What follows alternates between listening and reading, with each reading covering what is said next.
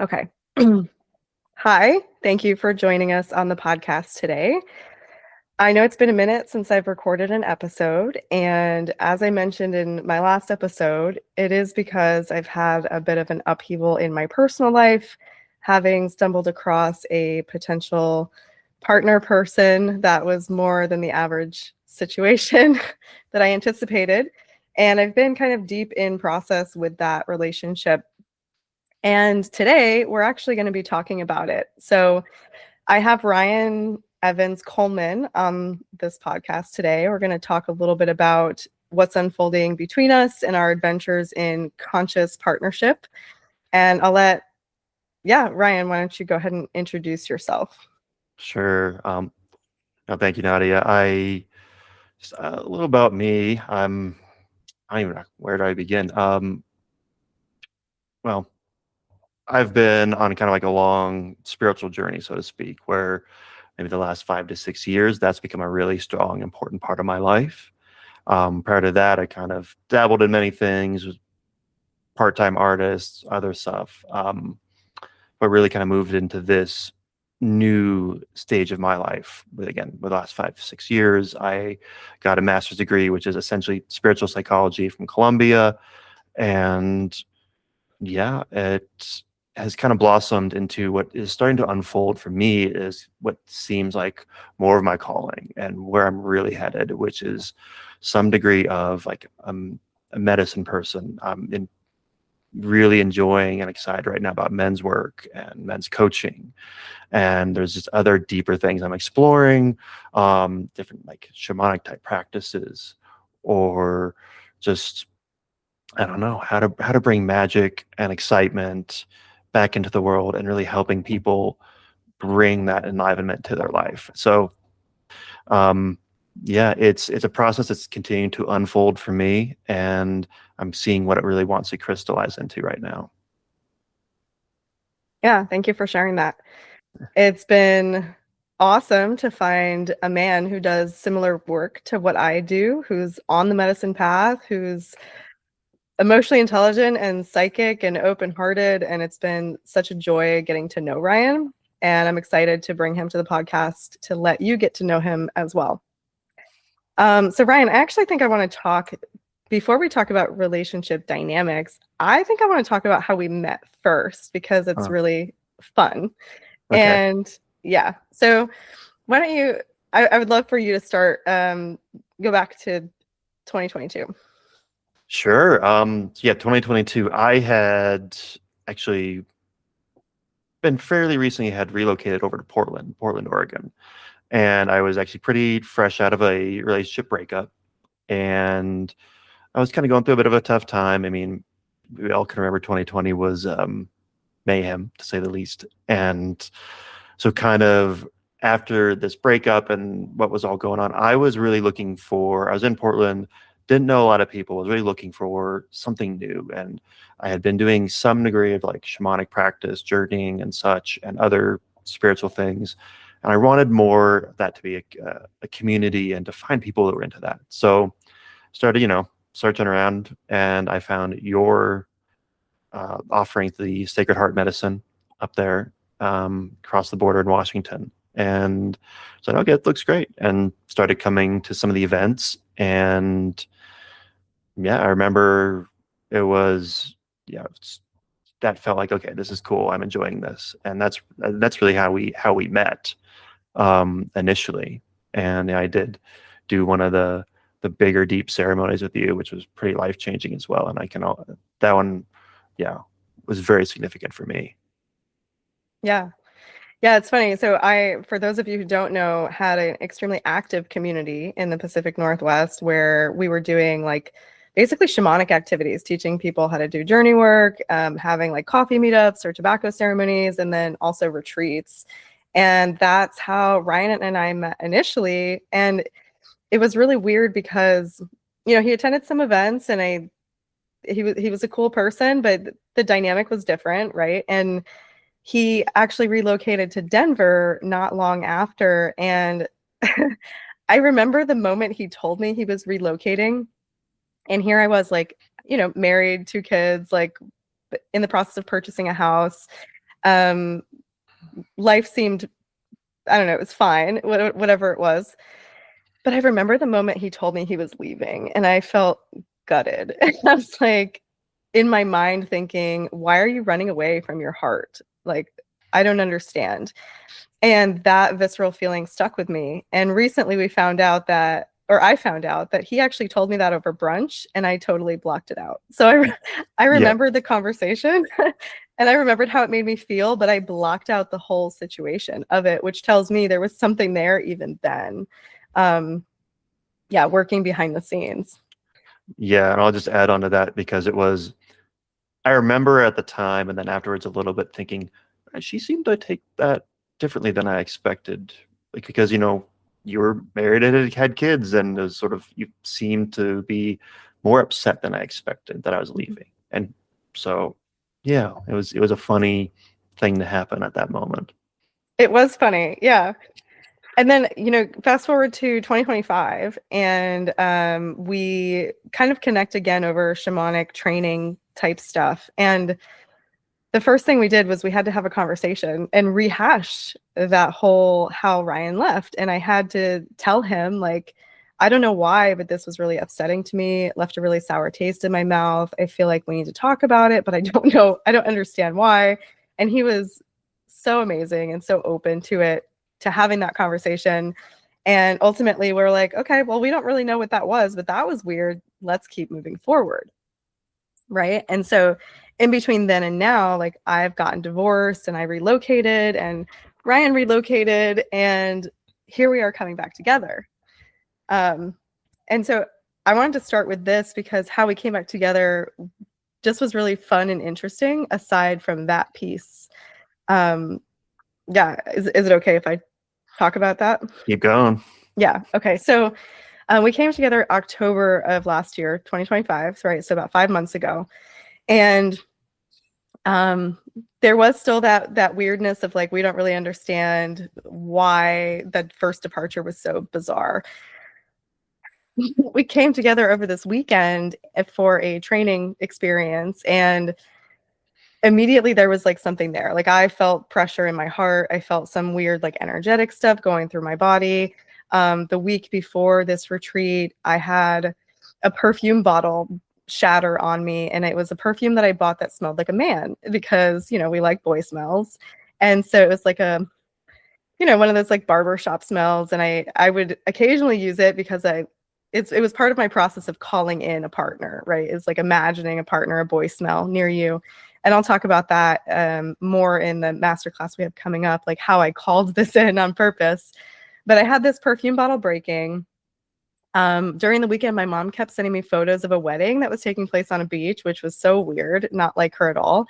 One day I came out and I had a necklace on with this like Nordic rune, and Ryan asked me about it, and he like pulled down his shirt and he has the same tattoo of as my necklace. And I'm like, well, that's weird because to me, this necklace means destiny. Like, it means that I'm moving towards this thing, even if I don't know I'm moving towards it. And so I asked him about the tattoo, and of course he got it after we met initially.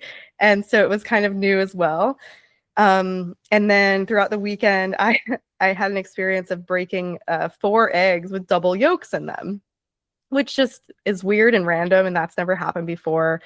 Um, I had a coach that I was working with to help prepare me for partnership that I was calling in, and she kept telling me, like, when you see 1111, like, your partner is coming or your partner's here. And I never resonated with angel numbers or anything.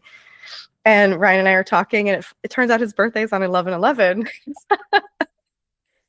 It was just like lots of moments like this kind of signaled, hey, pay attention. Like, you're on the right track. And we left that weekend of like, at least for me, I was like, all right, there's something here. I want to pursue it. And yeah, just like, I don't know how to do that. You live in Colorado and I live in Florida. And that was the start of it. Yeah. So what your experience was, we haven't actually really talked about this again. Well, for me, it was I remember when you first walked in the door. So we were at this retreat and for this like opening weekend.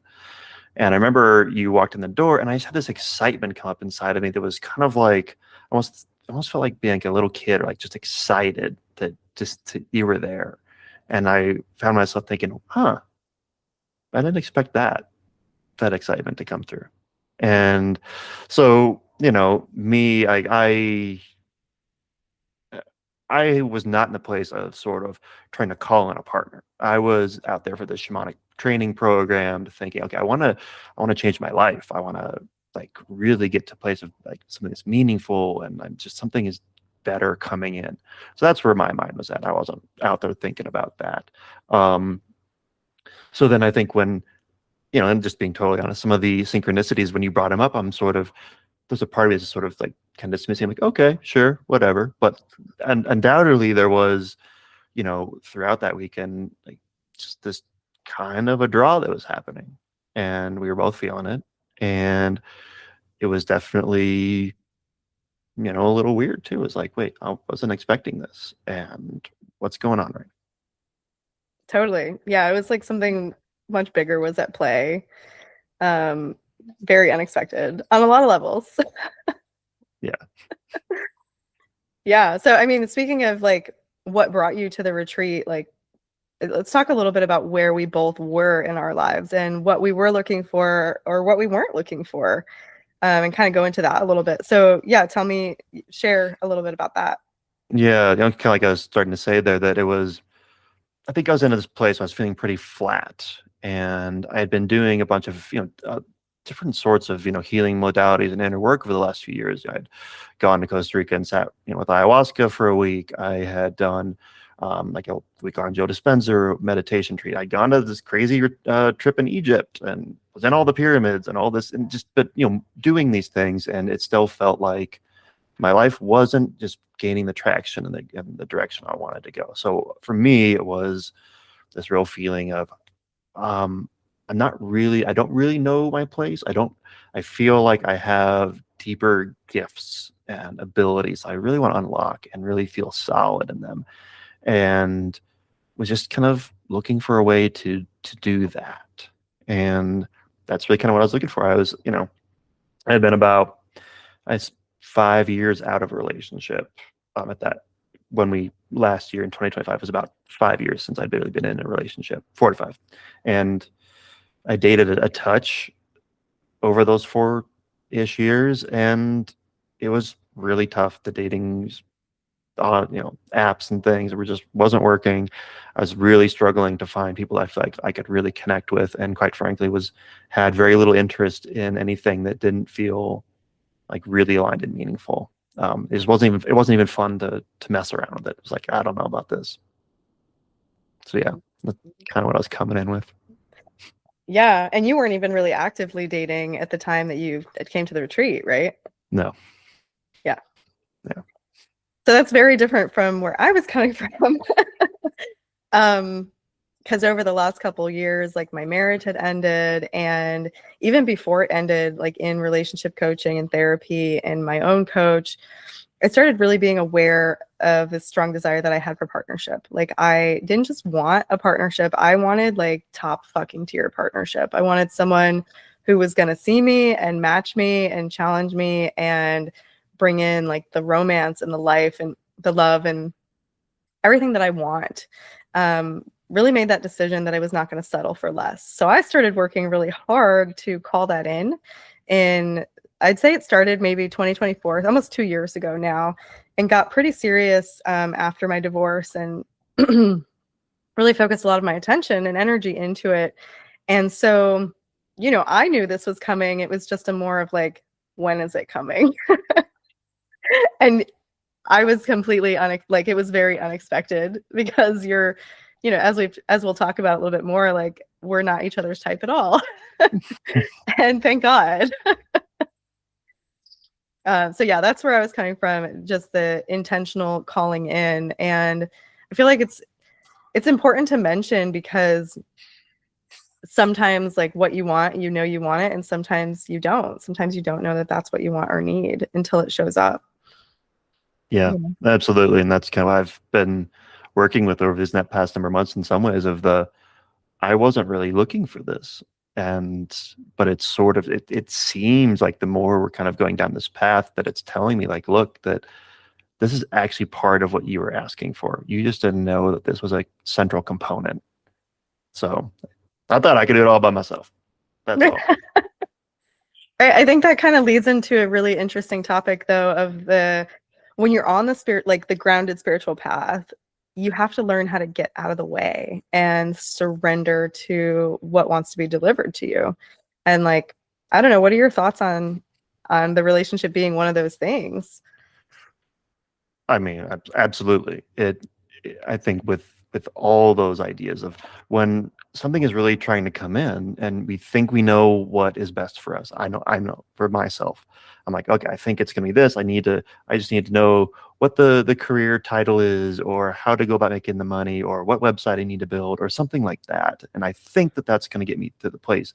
And it's like the blinders are on and missing all the other opportunities out there. And it's so far, it's felt like such a lesson that, oh wow, by connecting with you, it's opening me up to so much personal growth. And then also other opportunities seem to be kind of coming in, and like I'm meeting new people, and I'm having different experiences where I can start to see, oh wait, maybe that I would like to do that. I never thought of that. But yeah, very much the getting out of the way and saying like, okay, there might be some sort of consciousness that knows better than I do what I really want, or what would make me the most happy. Mm. Yeah, I mean, do you feel kind of similar? Yeah, I mean, totally, totally. One of my favorite books is The Surrender Experiment, which is all about like looking at what delivers itself to you and getting out of the way and saying yes, regardless of whether or not you like it or you think that that's what you need. And this whole relationship so far has been surrender on surrender. And we'll talk about that more in the next podcast. But yeah, it's been good lessons. I know. Um, Mm. so let's talk a little bit about like, so I think what we're really wanting to share here is what's possible in a conscious relationship, and like an intentional higher level relationship where two people are emotionally intelligent, spiritually developed, and want relationship, right? They're not looking to mess around. They want partnership. And we really want to go into where we were before meeting and the kind of people we were attracted to, and then also talk about like how this is different. And we'll talk a little bit about that today, but we'll have a second podcast going more deep into it. So today we're kind of laying the foundation a little bit. I want to talk about what we were attracted to previously. And I guess I'll start on this one. Because, we're talking about relationship, I notice a lot of my clients will say, I don't know why I keep attracting the same kind of person. I don't know why I'm so drawn to this, because consciously I know that I don't want it, but like, I can't stay away. I don't understand. And they just eventually give up because they can't even see the possibility of something else or something more. So I'll share with you guys like what my type was. And, you know, as an aside, I haven't been dating in several years. I went on one date after I got divorced, and it was a good date. But I walked away like knowing that I could never settle for less than what was on my list of what I was looking for. And I just waited until it showed up and believed that it was possible. So yeah, my type previously was emotionally unavailable. So a man that was not capable of going deep into his emotions. And that was super safe for me because it meant that I didn't have to go super deep into my emotions. And I could always be the more emotionally intelligent one, which gave me a superiority complex. It meant that nobody could really see me very deeply because they weren't very deep.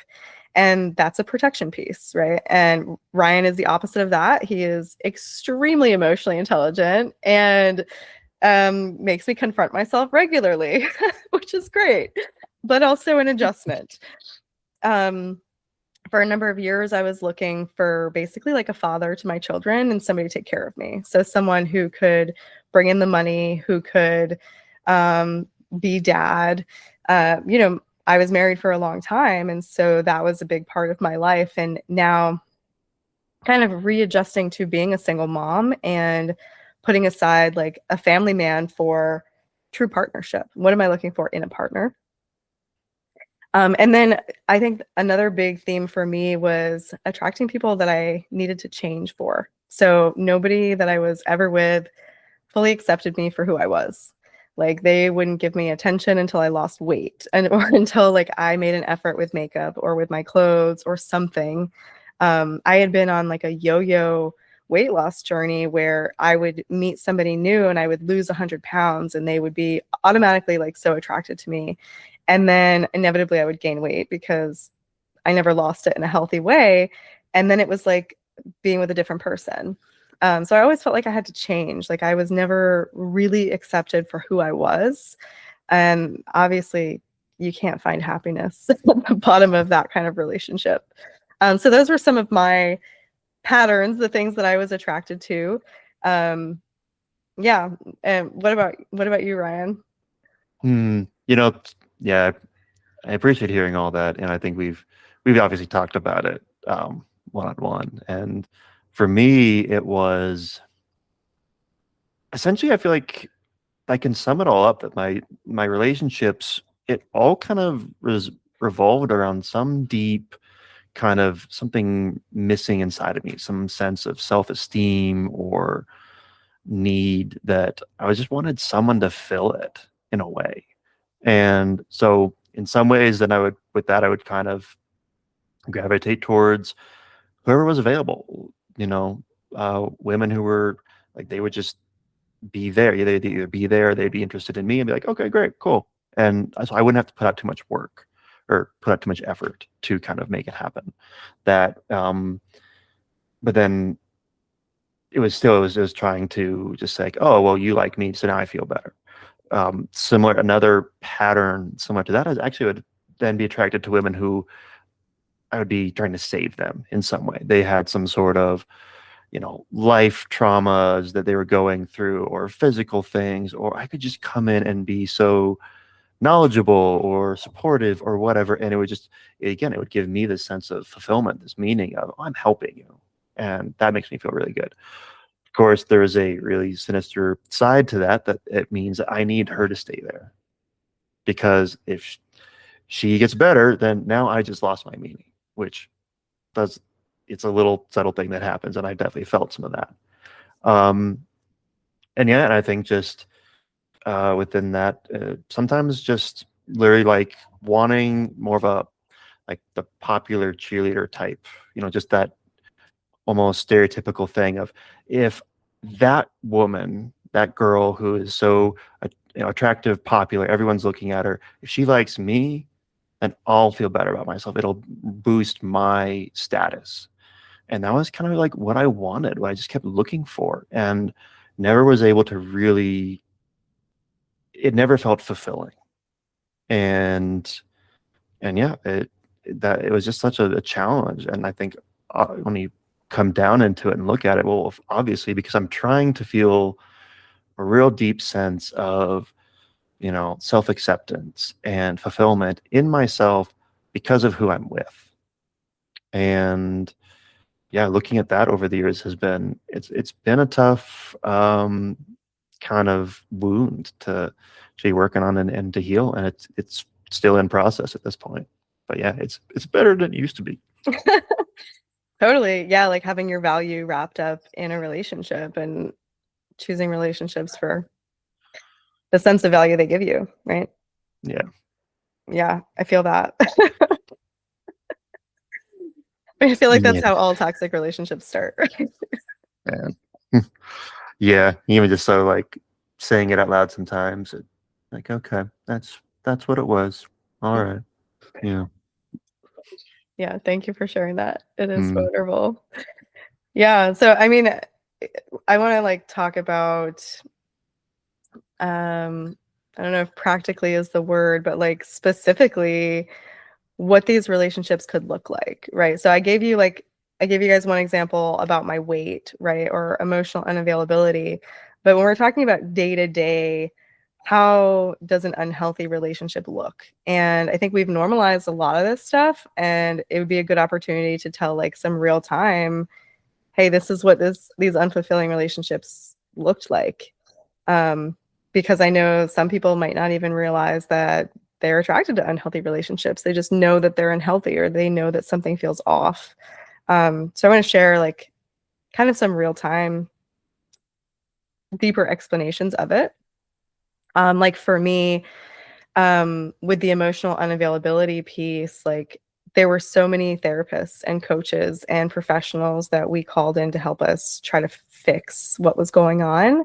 But when the emotional depth isn't there, or the ability to go deep emotionally, like there's no amount of outside help that ever could have helped. And it almost like made it worse for me, because it instilled this idea that I was the problem. It was never, or not instilled, it reinforced this idea that I already had, that I was the problem. So if I'm in a relationship that's not getting better, and I believe that I'm the problem, it means that I have to work harder and harder and harder. And of course, there's a lot of struggle and suffering in that. And you kind of get lost in it. Like when you're in a bad relationship or a bad marriage for so long, you can't even see it anymore, because you're just so deep in the hole. And so I noticed that to be a really big thing. And that, of course, perpetuates the belief that I'm not good enough, which I think most of us have. Um, yeah, so not great. Like, I'm the problem. I need to change. Yeah, so that's a big one that I've been dealing with. But also I want to talk about this, like this sense of longing and dissatisfaction, like in general, right? I mean, a couple years ago, one of my mentors, God, we sat down for coffee. She's this little Armenian shaman, and she's wonderful. She taught me so much. But she told me that romance wasn't real. And she Hmm. was like, it doesn't exist, Nadia. You need to let it go. And I refuse. I refuse, because what would life be without that? What would it be without sweet stories and big love? And, I used to listen to like romance novels to help me go to sleep at night. And they weren't like super spicy or X-rated or anything. It was more just, it was the love, it was the romance, it was like the longing for these connections that we are told societally are impossible or are unhealthy, or like, Ryan just earlier, him and I had this conversation about being excited about being in relationship, and like how that's okay and normal, and please be excited. It was Um, news to me. like we're taught to believe that relationship can't be super fucking important. Like it can't be a number one thing in your life. But really, what I'm starting to feel is that it can be a number one thing in your life. That the thing you can do when you have a partner in crime on that level is fucking unstoppable. Like the level of fulfillment, the level of growth, the level of partnership and support. And to me, that is romance, right? Romance Mm. isn't like a fucking fairy tale. It's love, and it's sweetness, and it's, yeah, I mean, it's I want everything to, we're going to talk about.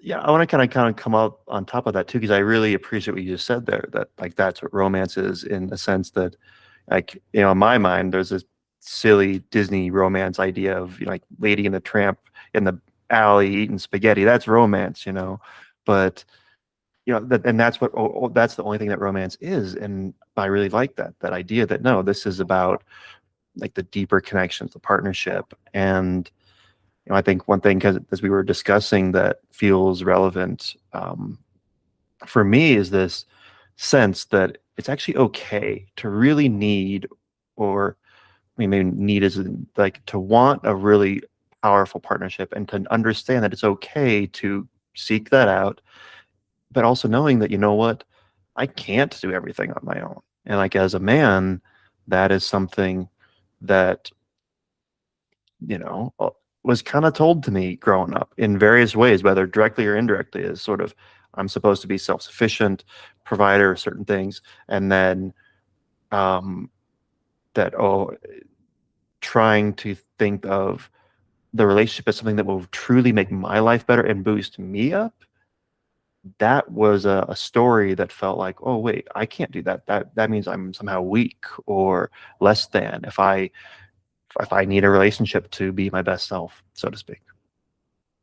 Right. Crazy. It's almost like it was designed to keep us smaller than we are. So almost. Yeah, totally. And it's funny you mentioned fairy tale because we have had a fairy tale conversation.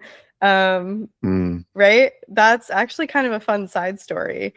But let's tell it after you talk about your real-time experience previously. Yeah. Oh yeah. So I mean, with kind of how some of those past relationships looked, the challenge I was facing, it definitely it felt like a lot of times I would lose myself.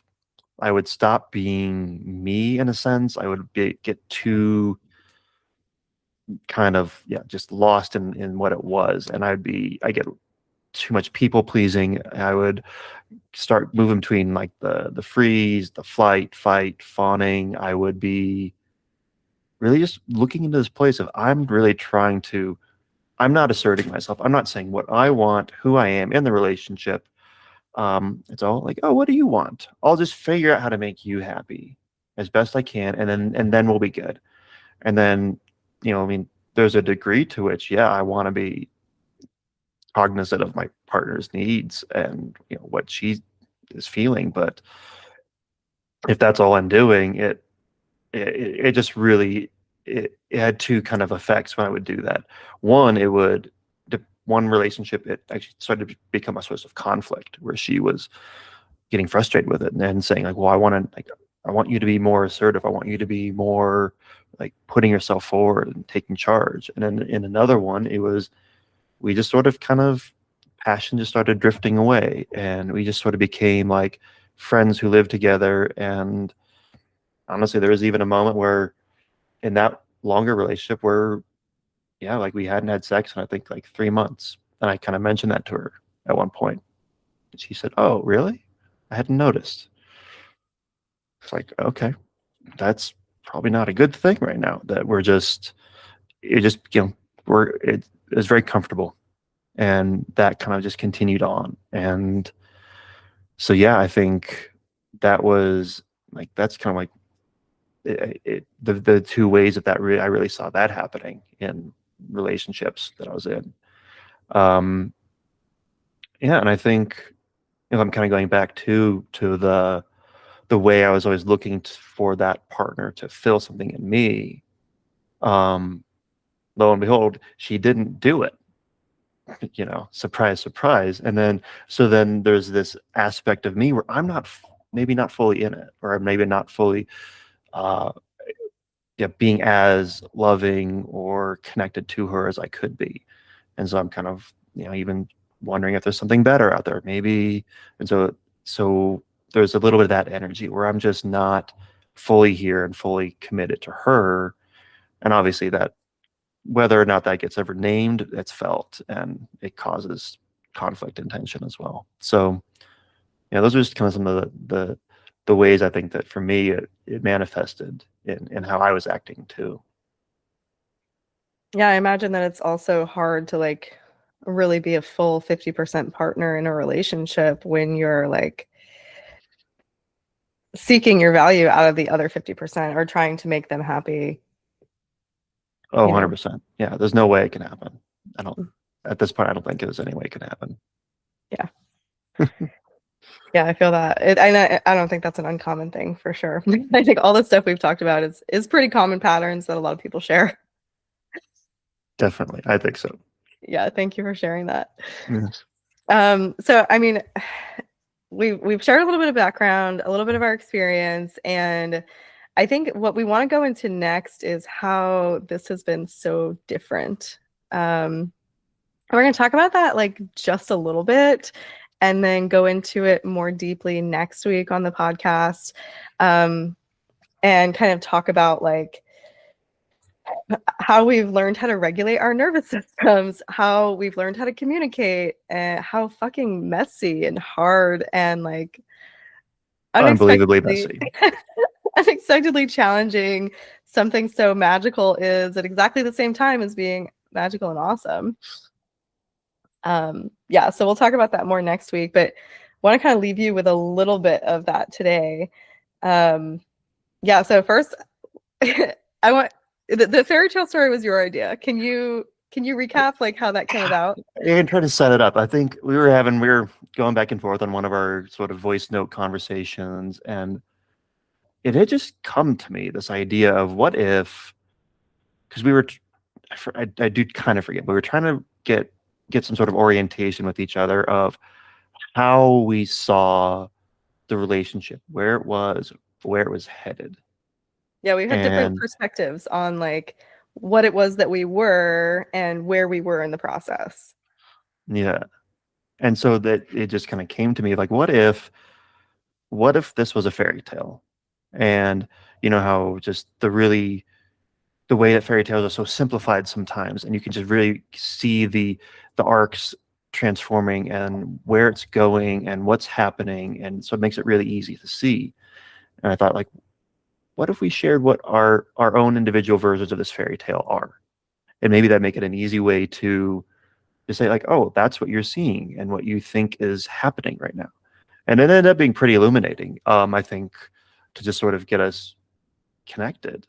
And because it was, because we had talked a little bit about this idea of being on the path together. Like we're in a forest and we're walking together in just walking along the path. And this path is the path of like spiritual growth and life and whatnot. And that's kind of where like at least my idea of this fairy tale come on, where I was sort of thinking of, okay, I feel like this little boy who almost just woke up from like a being in a cave, and he was all beaten up in the cave, and it was a bunch of hard times and whatnot, and then he's come out, and there he meets this girl, and she's like, oh, like look at the sun and the trees, and like let's just kind of walk through the forest and it'll be nice, we'll do that together. And so I'm sort of, okay, cool. And she's like helping me, in this fairy tale way of like helping me come back to life and learning about the world again. And um and then I think at least what came to me is a fairy tale idea, and sometimes in those stories then there's going to be like a split or a division part, and then, oh, I have to go off and see the world on my own. But then, you can imagine that maybe in a Disney movie where then I go off, and then where there's like the sadness piece, and then like, okay, well, we're separated, and then like eventually wanting to come back together to say, oh, maybe that was actually really what I wanted. I needed to see other things first. So that was kind of how it had occurred to me. And I know you had a very different fairy tale though that had come to you. Well, I think this is a really good opportunity to mention one of the communication pieces is like, okay, Ryan was kind of struggling, I think, with the, I don't know if you want to call it commitment, but like labels maybe, or like, what is this? And there was not a lot of solidification around it at that point in time. And I had expressed like, oh, I this is how I see it. This is my experience. And he had expressed something different. And we were like, there was friction there. We're like, okay, we're both here. We're both like in it. We both have the feels, but we're having a mismatch of how we're communicating. And he came in and was like, let's tell it like a fairy tale. That will be helpful. And honestly, it was really helpful. And that's one of those moments of being able to approach something that could have blown us up with playfulness and curiosity and this intuitive idea of creating a simplified story so we can get on the same page. And like, this is such a good illustration of how awesome this relationship is. Well, I am glad that the fairy tale worked. Yes, it totally worked. It's surprised. I think it really surprised both of us, like what our fairy tales were. Mine was, yeah. So, okay. Did it surprise you to hear mine? Yes. Yeah. Tell it. Okay.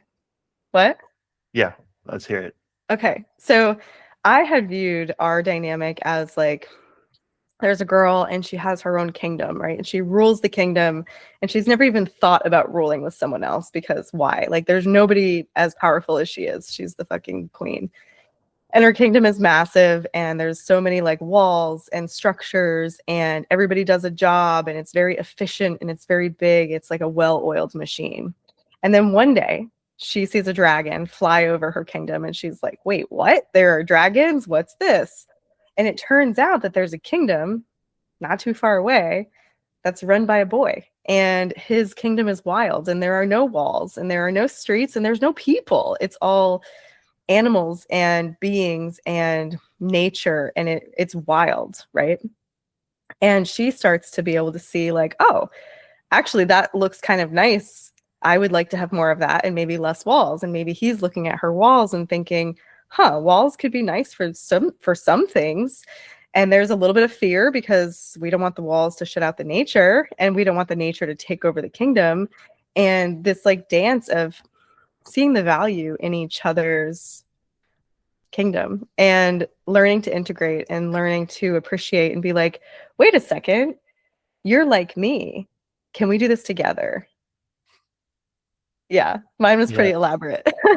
It is. But it was cool because then we're talking about how the challenge of all of a sudden you let some of your walls down and now I've got all my weird animals hanging out in your perfectly ordered castle and stuff. And you're like, no, leave it alone. And I'm like, yeah, that's how it's supposed to be or something.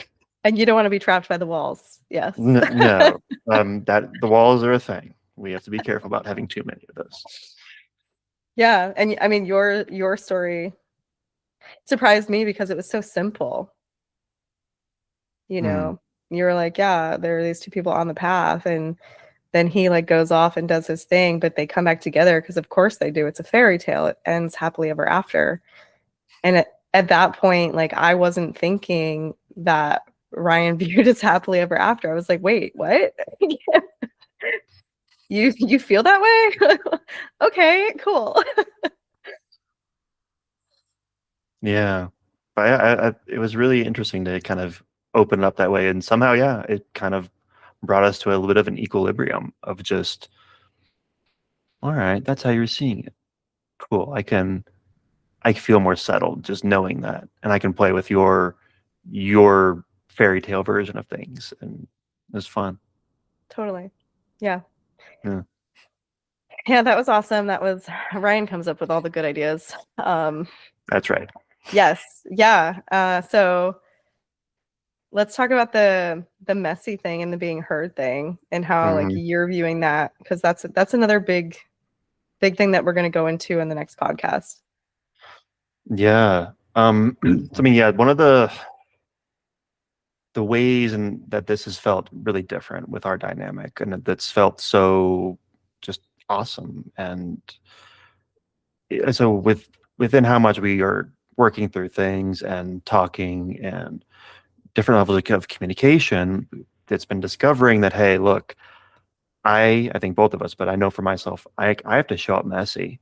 And that's felt really uncomfortable. It's sort of allowing myself to not know what to say, allowing myself to have conversations with you and where I'm emotional, I'm angry, I'm frustrated, I'm crying, it like whatever it is, and just sort of needing to be there and let it be seen. And again, like the word is messy. It's that I cannot be put together on everything and have the answer for everything, but I still need to show up and keep like talking and we work it through.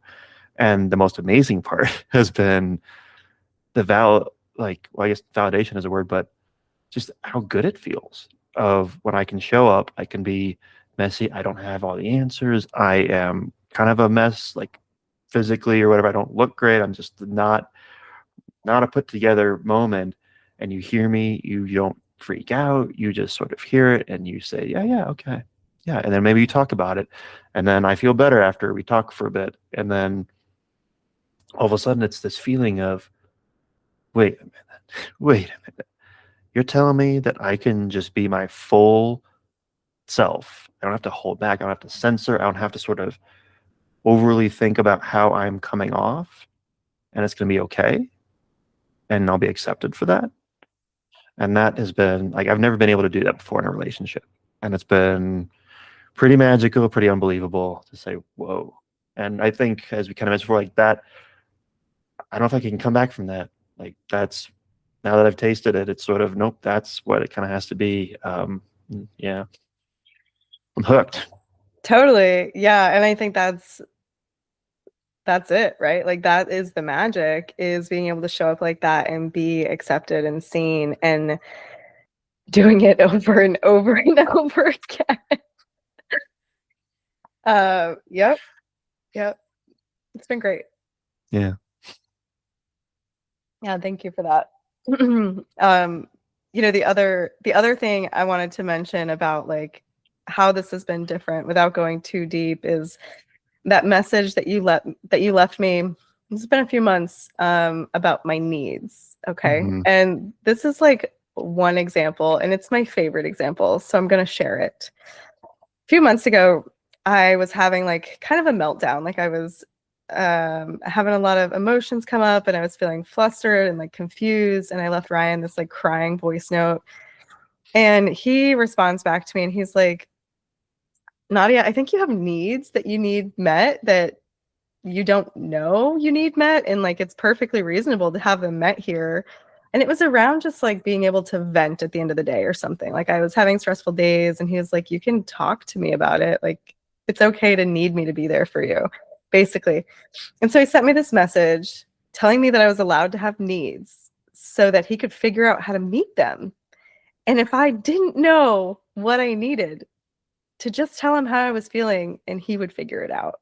And I saved this voice message because it was so good. And I couldn't respond for several days. Like my nervous system had a response. I didn't know how to take it in. I didn't know how to metabolize it. And it was just like, it felt like shock to my body to have someone say, let me meet your needs. And that's still happening with certain things that Ryan does and shows up for. It feels like shock because the trauma in me, no matter how much work I've done around this kind of thing, it's almost automatic. And that's been hard. And we'll talk about that too. But it's also been really wonderful. So Yeah. I love that message. Okay, so is there anything else you feel like we need to touch on before we wrap this episode? Yeah. Oh, I don't know. I think just kind of a summary thought comes to me of something along the lines of, yeah, I don't think I ever really knew what this sort of relationship could be like. And I think that there was a lot of stories and things of what I thought it should be, that I grew up with, that are all actually mildly toxic to extremely toxic. And I think we're very much still learning, or undergoing it ourselves. But yeah, really starting to strongly feel that there is a different way for partners and relationship to happen in the world. And it's better, like maybe even better than I could possibly imagine. So I agree with that. Yes, better than you could possibly imagine. Yes. So that being said, we will be back in a week to talk more deeply about what is working and how it looks and what it feels like and where things are headed. And we're also going to be hosting a free masterclass on March 27th. That's a Friday evening. You can find a link to that I don't know, on the website, my meetup group. I'll try to put one in the podcast description as well. That masterclass is going to be a lot of fun, talking about how to call in this type of partnership and then what to do with it once it gets here. So yeah, we're going to stop this for tonight and we will see you guys next week. Thank you. thank you.